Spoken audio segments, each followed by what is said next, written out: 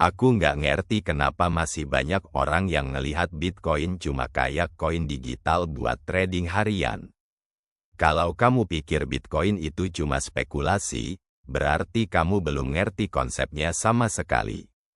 Sama kayak orang yang dulu bilang internet itu cuma tren sementara, dan lihat siapa yang akhirnya ketinggalan. Tapi ya terserah, semua orang bebas punya pilihan.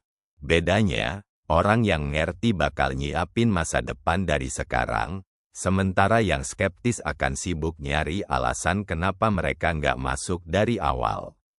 Dan ingat, di dunia investasi, waktu itu lebih mahal dari uang. Jadi kalau lo nggak mau ambil langkah sekarang, ya jangan kaget kalau nanti lo cuma bisa nonton orang lain yang udah duluan panen hasilnya. Pernyataan seperti di atas berbahaya karena menggunakan teknik polarisasi opini yang secara halus memecah audiens menjadi dua kubu ekstrim, pihak yang benar dan visioner, versus pihak yang salah dan akan menyesal. Pola ini sering membuat orang merasa harus segera mengambil keputusan tanpa benar-benar melakukan analisis rasional, karena tidak ingin dicap sebagai bagian dari kelompok yang tidak paham atau akan ketinggalan. Polarisasi seperti ini menekan psikologi audiens dengan fear of missing out atau FOMO, sekaligus memberikan stigma negatif pada pihak yang skeptis, seolah-olah keraguan adalah tanda kebodohan. Padahal, investasi, terutama aset berisiko tinggi seperti Bitcoin, memerlukan pertimbangan matang, pemahaman fundamental, dan kesiapan menghadapi kerugian, bukan sekadar mengikuti narasi emosional. Ketika opini dibungkus dengan retorika polar, risiko utamanya adalah orang akan mengambil langkah tergesa-gesa hanya untuk membuktikan bahwa mereka, termasuk yang paham, padahal belum memiliki pemahaman cukup. Inilah yang membuat teknik polarisasi opini menyesatkan. Ia bukan hanya mendorong keputusan berbasis emosi, tapi juga menciptakan ilusi urgensi yang tidak selalu sesuai dengan realitas pasar.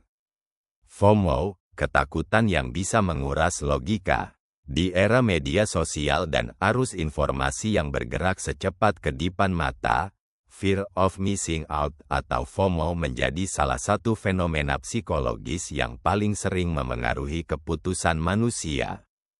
FOMO adalah rasa takut ketinggalan sesuatu yang dianggap penting, menguntungkan, atau menyenangkan, baik itu peluang bisnis, tren gaya hidup, acara sosial, hingga momen viral di internet.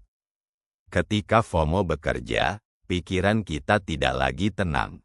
Logika sering dikalahkan oleh dorongan emosional untuk segera bertindak, agar tidak menjadi satu-satunya yang tidak ikut atau tertinggal.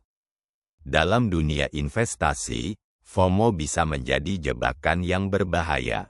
Misalnya, ketika harga aset seperti Bitcoin atau saham tertentu sedang meroket, banyak orang membeli bukan karena riset yang matang, tetapi karena melihat orang lain sudah untung besar.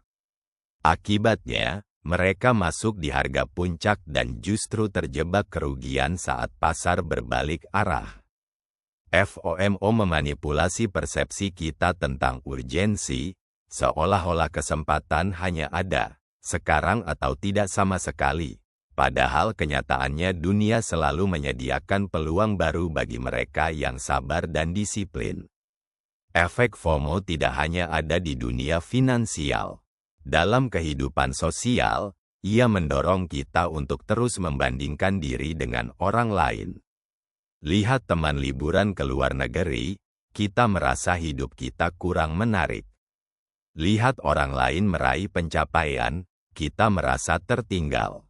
Padahal, setiap orang punya jalannya sendiri, waktunya sendiri, dan ritmenya sendiri. Mengelola FOMO bukan berarti menutup mata dari peluang atau perkembangan. Justru, ini soal mengasah kemampuan memilih, memilah, dan memutuskan tanpa terburu-buru. Salah satu cara mengatasinya adalah dengan menetapkan prinsip pribadi, tentang apa yang penting bagi kita, apa tujuan jangka panjang kita, dan batas risiko yang sanggup kita terima. Dengan begitu, kita tidak akan ikut arus hanya karena takut tertinggal, tetapi berjalan mantap sesuai peta hidup yang kita yakini.